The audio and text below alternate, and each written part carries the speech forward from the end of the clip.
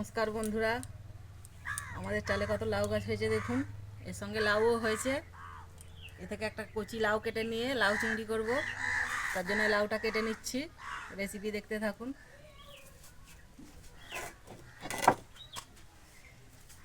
এই দেখুন বন্ধুরা, লাউটা কি সুন্দর হয়েছে দেখুন।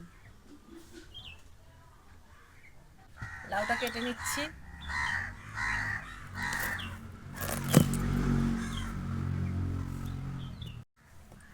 দেখুন কত সুন্দর লাউটা, এখনো কচি আছে।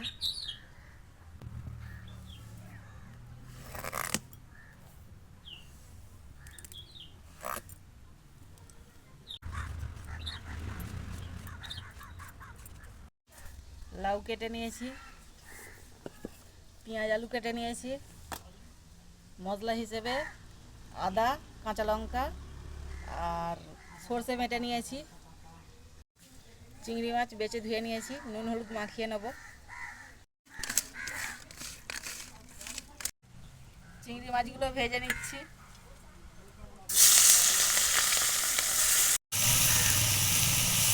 শুকনো লঙ্কা দিয়ে দিয়েছি, এবার আলু পেঁয়াজ ভেজে নেব।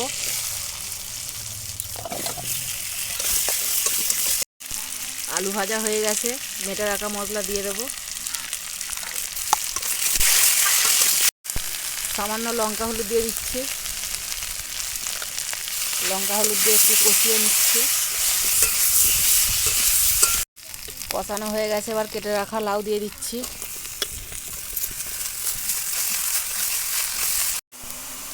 এবার লবণ দিয়ে দিচ্ছি। এই রান্নায় খুব বেশি জলের প্রয়োজন হয় না, লাউ থেকে জল বের হবে। লাউ থেকে জল বেরিয়ে আলু সেদ্ধ হয়ে গেছে। ঢেলে নিয়ে 5 ফোড়ন দিয়ে সম্বুরে নেব। 5 ফোড়ন দিয়ে সম্বুরে নিচ্ছি।